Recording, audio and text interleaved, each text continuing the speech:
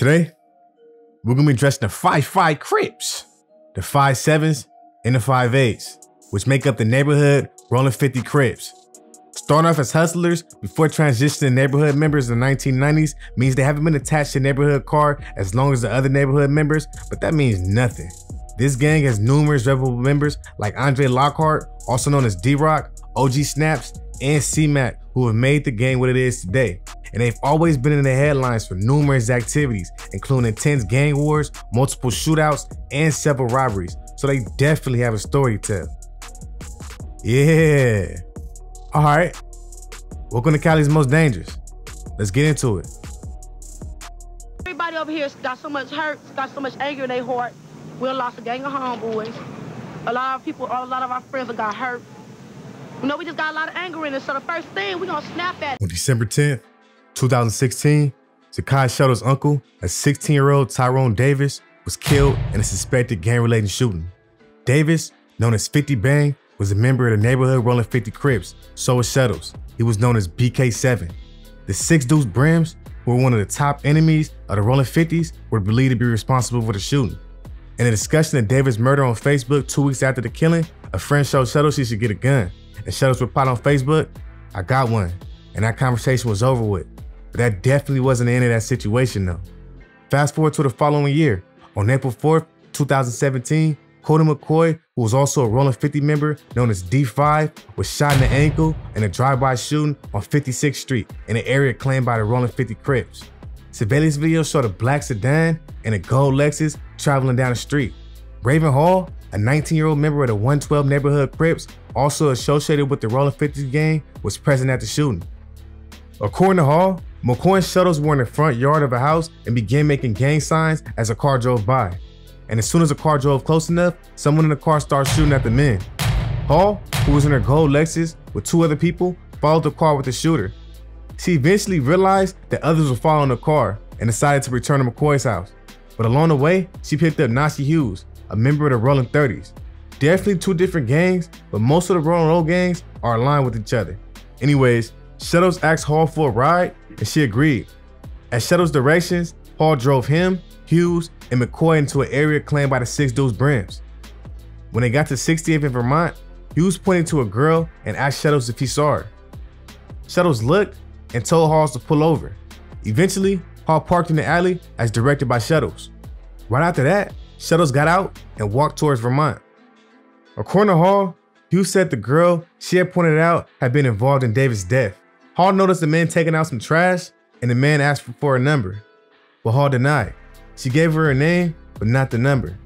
The man accepts his loss and walks out of the alley. And right after that, heard hard gunshots as the man stumbled back into the alley, saying to Hall, he did his shit. That nigga just did his shit. Shuttles returned and got into the backseat of the car.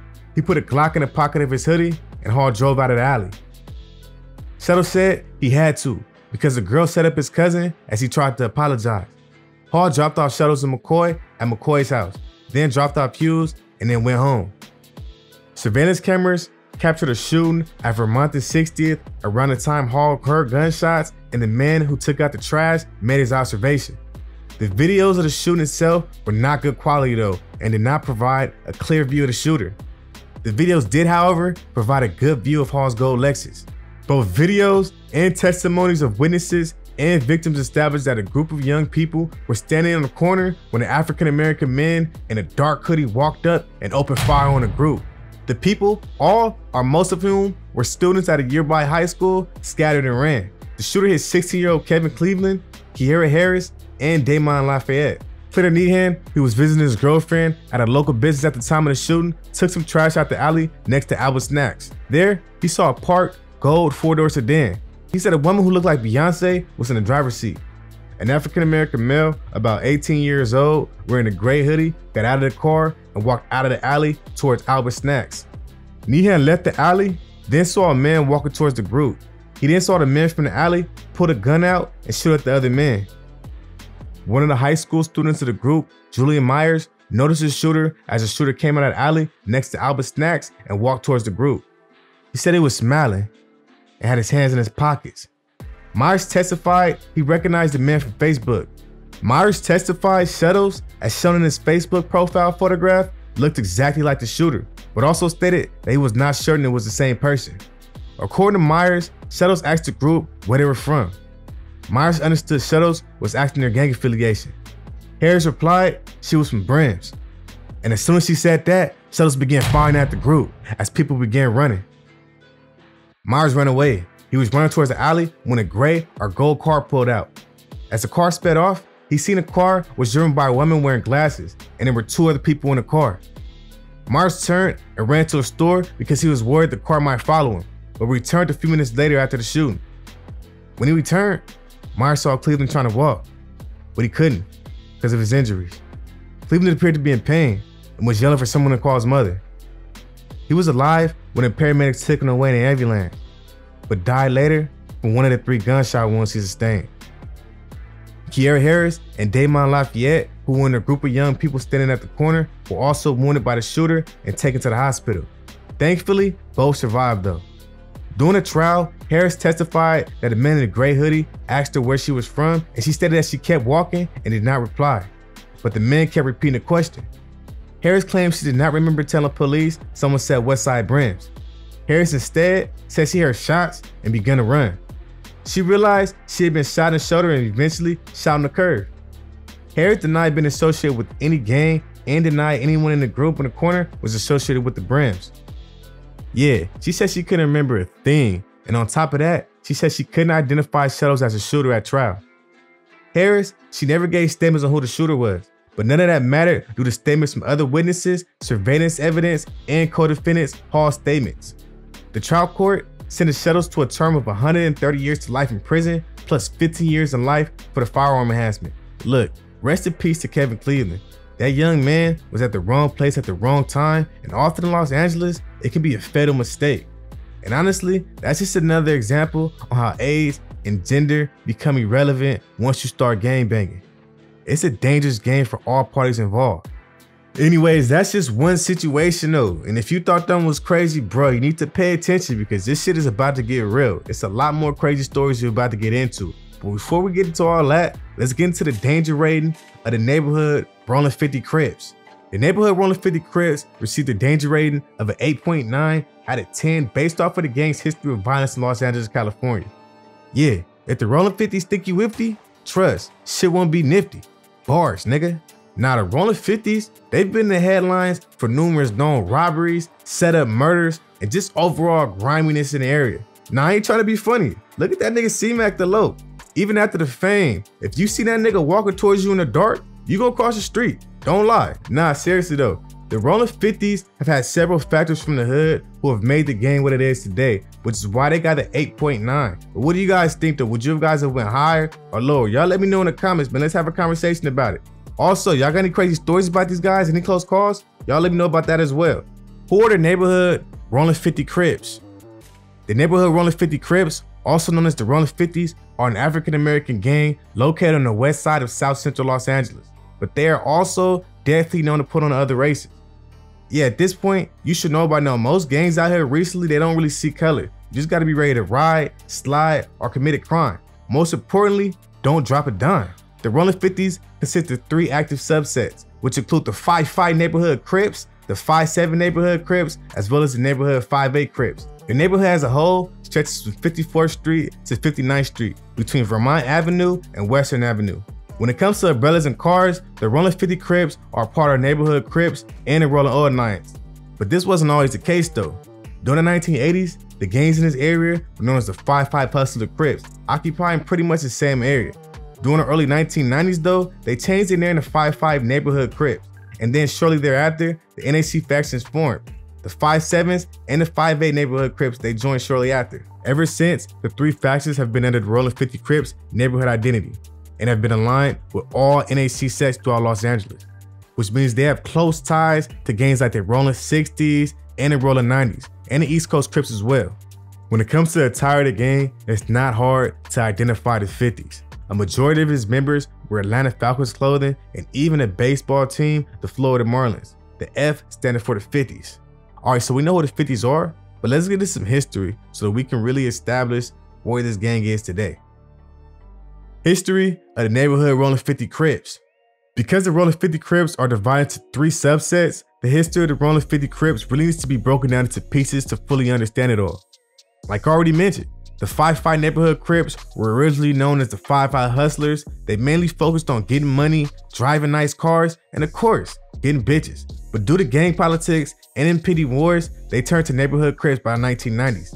The 5-5 Neighborhood Crips originated around 55th and Normandy Avenue between Slauson and 54th Street in the 1980s. In each hood, yeah, they definitely have a history of putting in work. But the 5-5 Crips are the biggest and most active subsets of the Rollin 50 Crips. But don't let that fool you. The 5-7s and the 5-8s definitely have some reputable members who put in work for the gang. The 5-7 Crips originated on 57th Street and Normandy Avenue between 56th and 58th Street. And just like the 5-5 Neighborhood Crips, they always had close ties to neighborhood gangs like the 60s. So by the 1990s, they were along with the merge too. And last is the 5-8 Neighborhood Crips, who actually originated shortly after the 5-5 Neighborhood Crips, making them the second founded among the 3 subsets. And let's be clear, because the Rollin 50s are a younger gang compared to other neighborhood members and factions, the respect wasn't initially given to this gang when it comes to other neighborhood members. But the Rollin 50s definitely putting the groundwork to be known in the streets of Los Angeles today. Rivals of the Rollin 50 Crips. The 3 sets within the Rollin 50s have a very tight and strong alliance, so much so that they share rivals and allies together. They beef hard with gangs like the Van Ness Gangsta Brims, the 6 Deuce Harvard Park Brims, the Fruittown Brims, and Black P Stones, as well as Crip gangs like the A-Tray Gangsta Crips, and all of the Gangsta Crips are considered rivals of the Rollin 50s. Yeah, just like the majority of neighborhood Crip gangs, the Rollin 50s feud with Gangsta Crips. However, they're neutral or even friendly with some 8-7 Gangsta Crips along with some 9-7 Gangsta Crips due to their common feud with the Hoovers. The beef between the Rollin 50s and the Hoovers, along with their allies, has a long history, which is why they are definitely one of their top rivals. But another war that is by far one of the most known and deadly is going to be the 5-1 Trouble Gangsta Crips. Beef with the 5-1 Trouble Gangsta Crips. You see is probably their way of creating their own society, since this one doesn't accept them or doesn't really seem to want to help them, in their opinion. These kids are dying for something that isn't theirs. That's what's so hard to understand. They believe that those 4 blocks or 5 blocks they're fighting for will be theirs. Beef with the 5-1 Troubles goes back more than 3 decades and is really based off of the demographics and affiliation of the 2 gangs. The Neighborhood Rollin 50 Crips have always been friendly towards other neighborhood members even before they were under that umbrella. And the 5-1 Trouble against the Crips, they were the complete opposite. The Trouble started off as a tagging crew called Nothing But Trouble, but even before becoming a gang, they've always had close ties to the 5 Dudes Hoover Gangsta Crips and other trade card members. So them transitioning to Gangsta Crips was down there prophecy waiting to happen. And this was the seed to the war between the 2. If you're from Los Angeles, do you know about the war between the Neighborhood Rollin 60 Crips and the A-Tray Gangsta Crips that pretty much divided a Los Angeles Crips? And if you don't know, you definitely gotta check out my video on the A-Tray Gangsters or be on the lookout for the Rollin 60 Crip video dropping soon, which I'll go in depth about. But that left most Gangsta Crip members and Neighborhood Crip members at odds with each other, and that had a lasting effect. That lasting effect definitely stood with the Rollin 50 Crips versus the 5 Deuce Hoover Gangsta Crips. And naturally, since the 5-1 Trouble Gangsta Crips are down there brother gang to the Hoovers, calling themselves 5-1 Deuce, their beef was also theirs. And from the 1990s to this day, they've been going at each other's neck. And unfortunately, this war led to the deaths of a lot of members on both sides, including Andre Lockhart, a member of the 5-7 Neighborhood Crips. Andre Lockhart, whose gang moniker was D-Rock, was a 28-year-old and a prominent leader or general for the 5-7 Neighborhood Crips. Stephen Wade was 16 years old and a member of the same gang. He went by the moniker Tiny Drawdown. On the afternoon of December 27, 2011, Lockhart and Wade were walking outside a market on the corner of 55th Street and Normandy Avenue. The 2 men were frequently at the market, which was a known hangout spot for the 5-7 Neighborhood Crips. A car driving south on Normandy Avenue turned right on 55th Street. Lockhart told Wade, watch the car because it looked fishy, as if he knew something was about to happen. Wade turned and watched the car as it turned on 55th Street. The car stopped in front of the market, and a man wearing a fitted shirt got out of the car from the back seat behind the driver took a shooting stance, and fired multiple shots at Lockhart and Wade. The shooter then got into the backseat of the car, and the car drove away westbound on 55th Street. Lockhart died from a gunshot wound to the head. Wade survived, but he suffered permanent injuries. Look, I'm gonna get into a lot more of that story. I'll elaborate on it a lot more on the 5-1 Trouble Gangster Crip videos. Either way, rest in peace to Andre Lockhart. I really just told that story to give an example on how deadly these wars can get on both sides. I would ask if this beef has any chance of ending, but unfortunately, these guys are still at each other's neck to this day. Prominent figures. When it comes to prominent figures from the hood, they have a few members who have been putting in work. But during my research, I also found a list of Rollin 50 members who are no longer with us, so rest in peace to them. A few of them include Keyjon Norris, also known as Stretch, Kayshawn Moss, also known as Gutter, Cody McCoy, also known as Blue Devil 5, Demetrius Sherrod, also known as D or Tiny Slim, and Andre Lockhart, also known as D-Rock. Y'all let me know in the comments of any other members who are no longer with us, man. Let their names live on, let their names live on. When it comes to other prominent figures, OG Snaps is a big name from the set and often looked at as a general for the gang. He's often mentioned by C-Mac and other members of the 50s as well, with a lot of respect attached to his name.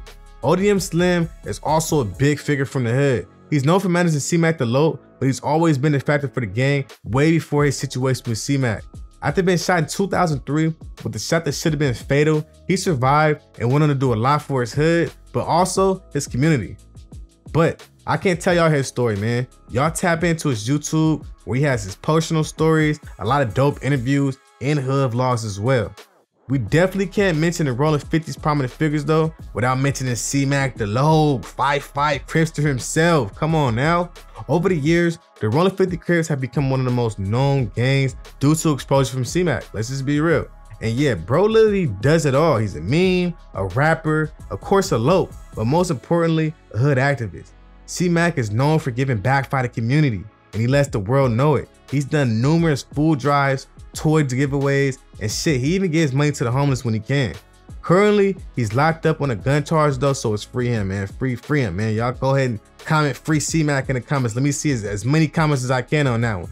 Other notable artists from the Rollin 50s will be Jay Gotti, New Money GB, Carter Blanche, and they're all relatively small rappers, but don't let that fool you, man. These niggas definitely have some bangers. Y'all check all of them out. Anyways, am I leaving any artists out too? Y'all let me know in the comments. Let me know. Current state of the Neighborhood Rollin 50 Crips. The Neighborhood Rollin 50 Crips are still putting in work as they remain one of the more active gangs in Los Angeles. A big resurgence of the Rollin 50s, at least publicly, came in recent years due to C-Mac's presence on social media. But don't get that twisted. These guys have definitely been outside way before that. A big resurgence of the Neighborhood Rollin 50s, at least publicly, came in recent years due to C-Mac's presence on social media. But don't get that twisted. They've definitely been outside way before that. This gang has grown to the point to where they have subsets in different states as well, like in Seattle. But y'all let me know in the comments I'm living at your state, man. Rep for your state. Anyways, if you ever want to see how the Rollin 50s are living, pull out to that 55th Street C-Mac always mentions. Wait, never mind. If you value your life, don't risk it. Stay home.